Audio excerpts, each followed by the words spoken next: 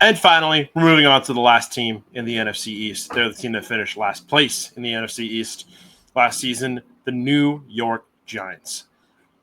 A lot of turnover, I should say, in the Giants roster this season. Obviously, this was last season was kind of the end of the Daniel Jones era, but now we are, kind of moving forward from, adjusting to not we, but Giants fans are adjusting from life without Daniel Jones to life with the next group of guys. And I think that's really important. I think it's important to distinguish, right, between kind of a transition time versus now you've got a quarterback room of Russell Wilson, Jameis Winston, and Jackson Dart. Obviously two names that I think are probably not there for the long term, barring some miraculous performances from the two of them, but it feels like the two of them are there to kind of prep Jackson Dart to be the next Giants quarterback.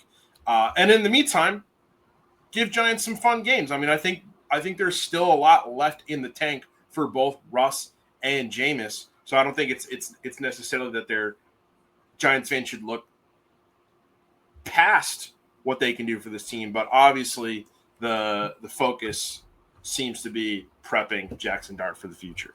Yeah.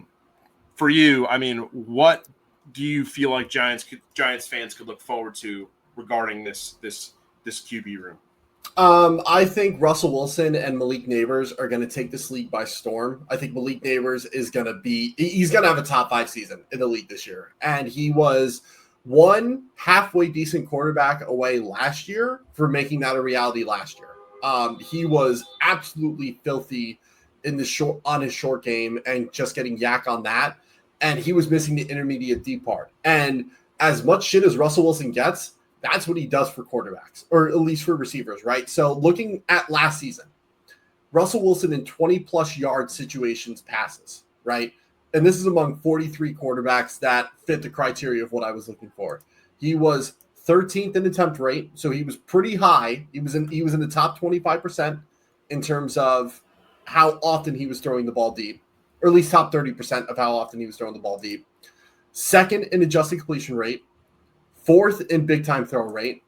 He had the 3rd lowest turnover worthy play rate. He had 1 turnover worthy play on 20-plus yard pass throws. 2nd in yards per attempt.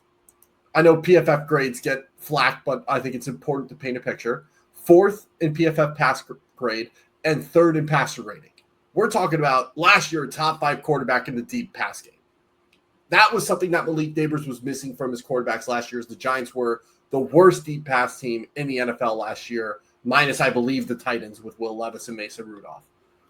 Now, if we look at Malik Nabers, how he did against the 49 wide receivers to get a specific amount of targets in the deep area, he had the 15th lowest target split. 17% of his routes went over 20 yards long. He was 29th in total targets, so he had the 4th most targets in the deep game. But as a percentage, did not get a whole lot of routes in the deep game. 9th lowest yards per target, 7.4. 8th lowest reception rate, and he only had 1 drop. His reception rate was 24.1. So that means there was a ton of deep passes that were just missed and inaccurate. 9th lowest yards per route run, 21st in receiving grade, so middle of the pack, and 11th lowest passer rating when targeted on deep passes. This was all QB play, was the reason why Malik Nabers was not even better than he was in a tremendous rookie season from him, right? So now you add Russell Wilson, who's going to add that layer to his game. We already know he's good in the short game and gets a ton of separation there. Now you're going to give him a quarterback who's accurate, and not just accurate, but damn good in the deep pass game. Mm-hmm. We're looking at a receiver who might go over 1,500 yards for the Giants, which I can't remember last time that happened or if that even ever has happened. I think if you have a first-round pick at the end of the first round in your fantasy drafts, go for Malik Nabers, because he is going to take off this year with Russell as his QB. And even if he gets hurt and Jameis Winston is the next guy up because they don't want to play Jackson Dart, Jameis Winston's going to target him 20 times a game because he's just going to rip it and say, fuck it, he's down there. And that alone is going to give him opportunity to make a play. And if all else fails and they put in Jackson Dart is just like JMO. He will rip a deep post even if it's triple covered. He doesn't care. One of those is bound to break through, and that's going to give Malik Nabers more reps in the deep game than he ever had last year. Mm-hmm. So offensively, Russell Wilson is the answer this year. Jackson Dart, obviously long-term, but keep him benched as long as possible. Because we see when quarterbacks are benched longer, they play better when they finally get their chance. Ride with Russell Wilson. Let him just pick apart defenses and let him target Malik Neighbors at every level of the field. And before we get into the defense, I'll give you a trivia question. Who is the only Giants receiver to have a 1,500-yard receiving season? This is just from what I could quickly find on the internet. From what you could quickly find, go ahead. What were you going to say? I was going to say, I mean, it's just over 1,500 yards. So I think this might be the only one for the Giants. It's not Odell Beckham. Nope. He didn't have over 1,500. Victor Cruz? No? Got it. Let's go. Victor Cruz, 1,536 yards in 2011 for the Giants. The year they won the Super Bowl. So, The second one, well, the fourth for the franchise, but the second of the Eli era years. Moving on to the defense, I wanted to highlight an article on houseenterprise.com/theblog, which you guys should all be checking out, house-enterprise.com/theblog, because we've got a lot of great writers churning out stuff on an almost daily basis. But I wanted to highlight an article written by Kenny McDonald, who's kind of one of our resident New York Giants experts on the blog. He actually attended Giants training camp in person this year and had a lot of high marks for the defense. I mean, some of these names that you just that ring out just in terms of what they've already done for the Giants, and in terms of what of their potential. I mean, Dexter Lawrence, Darius Alexander, Brian Burns, Kayvon Thibodeau, and then bringing in Abdul Carter. That's a scary defense, right? Mm-hmm. I mean, what do you like about those five guys and more that could help the Giants really win some games this year?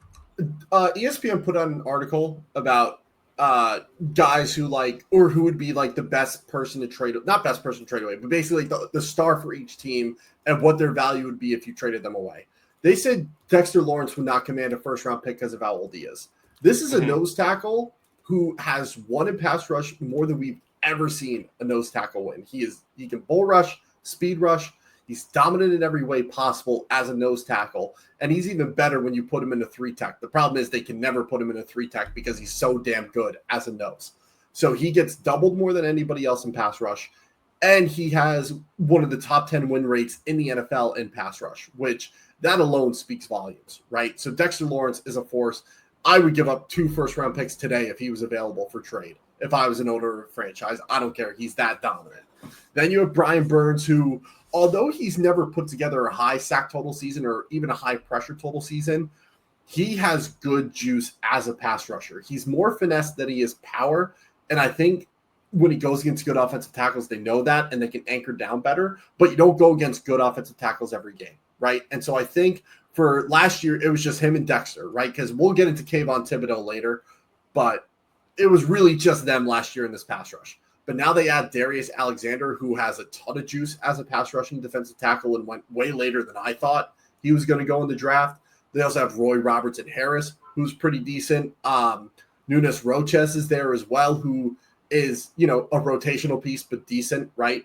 And then you add in Abdul Carter, who can play friggin' anywhere. He was an off-ball linebacker until the senior year. They moved him to the edge because they needed it, and they saw, well, he's good at blitzing and rushing the passer there. We might as well see if he can play edge. And then was one of the best edges in the country. Yep. So now you're looking at, you could have a 4-man front with Brian Burns and Kayvon Thibodeau at the edges, and then Dexter Lawrence, and then some mix of Darius Alexander, Roy Robertson Harris, and Nunes Roches in the middle, right? You can have some combination of that. Then you can have Abdul off ball. You can have him line up over the center that we've seen like Myles Garrett and Micah Parsons do, where they're kind of just standing and moving around.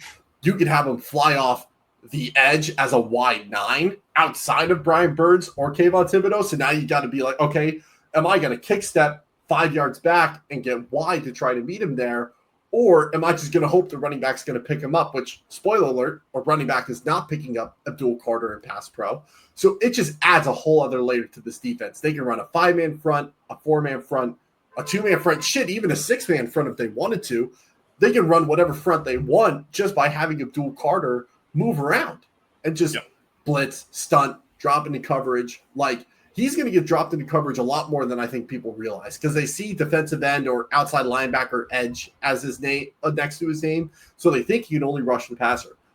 He was a pretty good linebacker his first couple of years at Penn State before they moved him to edge. I wouldn't be shocked if the Giants do that with him as well. But with that, the most glaring pain point on this defensive line has to be Kayvon Thibodeau. And I think people get misguided or misled by his 10-sack second season. Like, oh, he's taking that jump. He's good. This is why I say sacks aren't everything, are the numbers I'm about to share here. So, since 2022, there's been 39 edges and 68 total players with at least 1,000 pass rushes. You would say that's a lot of pass rushes, right? That's a really good sample size. Okay. So here's where he ranks among them. So amongst the edges, he's 18th in total opportunities to rush the passer, and he's 31st in the NFL. So he's in the upper half in terms of how much volume he has of rushing the passer. He's 10th lowest in total pressures with 121 amongst edges. We'll just keep it edge numbers for now because that's where he plays. He's 10th lowest in total pressures, 7th lowest in pressure rate, 9th lowest in pass rush wins, and 6th lowest in pass rush win rate. When we look at against true pass sets, this is where it gets weird for me. He drops from 18th in total opportunities of edges in true pass sets to 33rd. He's bottom 6 amongst all those edges and opportunities. So the Giants know he's a liability and they take him off the field in true pass sets. Yep. But when he's out there for true pass sets, he's 10th lowest in pressure rate in true pass set, 7th lowest in pass rush win rate against true pass sets, and 7th lowest in pass rush wins total, and 11th lowest in win rate. He's got to put it together this year because this is the most help and most support he's had on the defensive line. Now he needs to do something with it and win his one-on-one matchups, which at this point, I don't know if he can. Maybe he can go up to, middle of the road average, which if he gets to average, great, awesome. But right now he's well below, and he's more of a pain point on the defensive line than he is a factor. Yeah, absolutely. And then their dark horse player, going with the tight end, Thomas Fidone II. Mm-hmm. Yes, sir. Where do the Giants get an edge with Fidone? So he's a long shot, right? Like this is probably going to be my biggest long shot dark horse pick, but it's obtainable. And here's why. He's currently behind Theo Johnson, who battled injuries last year, and I did not think was that good of a tight end coming out. Daniel Bellinger, who is very much a tight end too, and is not a true Y. And Chris Manhertz, who's a special teamer guy at this point in his career. He got a 9.49 relative athletic score. He is 6'5", 243 pounds, and has an 82.5-inch wingspan. So he's a massive human. He's an athletic human. And he's in a tight end room that is, in my opinion, a little bit shallow. I think Theo Johnson will be the starting Y, and he'll be their starting tight end. But I don't think he has as high of a ceiling as Fidone has. Fidone was the number 1 ranked high school tight end when he was coming out of 2021, which was higher than Brock Bowers, and he was the 46th prospect in the entire nation. That doesn't happen by accident if you don't have talent. Now, adding his athleticism, his size, and now he just needs a chance. I think if any of those tight ends go down with an injury, Fidone is going to get more snaps naturally, and he's going to excel with those snaps. And we know Russell Wilson, from time to time, does like to go to tight ends. And I think he's the one that can be a good seam runner. He can be their jump ball guy. And this is someone who might lead all their tight ends in red zone targets just because he brings that size factor. More so, I know Theo Johnson is similar size and is more athletic on paper, but I think Fidone is the better football player and understands spacing and route running and tempo a lot better than Theo Johnson does. Yeah, absolutely. And then the burning question for the Giants, I think, comes at the head coach position. This is going to be Brian Daboll's 4th season as the skipper of the Giants. First season generated a lot of hype. Took the Giants to a 9-7-1 record. Lost in the first round to the Philadelphia Eagles. Lost in the divisional round to the Philadelphia Eagles.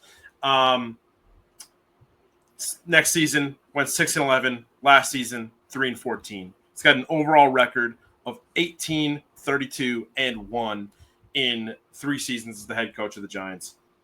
Is this the make or break year? Is this the year that he maybe not even take him to the playoffs, but just show that he's got something, show that his vision for this team has staying power? I think he's got to make the playoffs if he wants to keep his job. And the problem is the Giants have the roughest first half schedule. There's a reality they go 0-8 to start the season. Their schedule they go against is so tough. It's if we just pull up the Giants schedule just for the start of 2025. If you want to run through them, I'll tell you if it's a win or not. Okay. Oops. Wait, hold on. I have it right here. Okay. All right, week 1. Washington Commanders. Yeah. Washington. That's an L. That's a loss. Yeah, that's a loss, especially with the offensive line being what it is.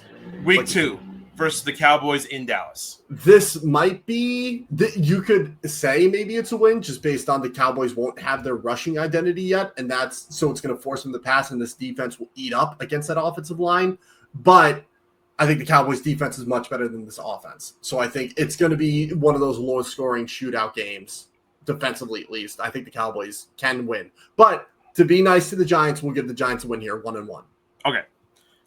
Hosting the Kansas City Chiefs. Absolutely not, 1-2. Yep. Hosting the Chargers. Absolutely not, 1-3. Chargers are going to be even better this year.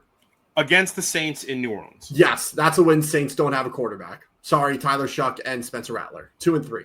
Hosting the Super Bowl champion Philadelphia Eagles. Absolutely not. 2-4. Traveling to Denver to take on the Broncos. That defense is too good. 2-5. And then they head to Philly to play the Eagles. Yep, no, that's not happening. 2-6. So first playing the games, Eagles in 2 out of 3 weeks is tough. That's brutal. I think that happened to him last year too, if I'm not mistaken. Yeah. I might be wrong, but I think that happens to the Jets a lot with the Patriots, but I could just be like confirmation bias. And that happens with the Bengals and the Ravens a lot too. Yeah, it's weird, but it happens.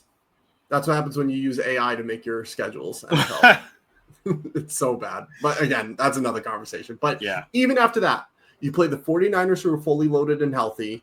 And besides, Brandon Ayuk might be back at that point, but the defense is going to be improved. They're going to be improved in all phases. They'll be better than they were last year. So they're probably 2-7 after that. Then the Bears, if Caleb Williams takes that next jump, that offense is going to be filthy. And that defense, which we'll talk about in the NFC North episode, but before the Hail Mary was the best pass defense in the league, you're probably not beating the Bears. So you're looking at 2-8. And then after that, you got the Packers, Lions, Pats, Commanders, Vikings, Raiders, Cowboys, all good offenses, all pretty much have decent defenses, if not great defenses.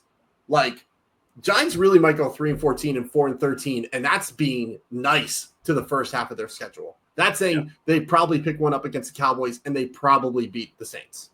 Yeah. So tough draw for the Giants, but we'll see how they try to get it done. But still, there's a lot of young talent on this team, man. There is.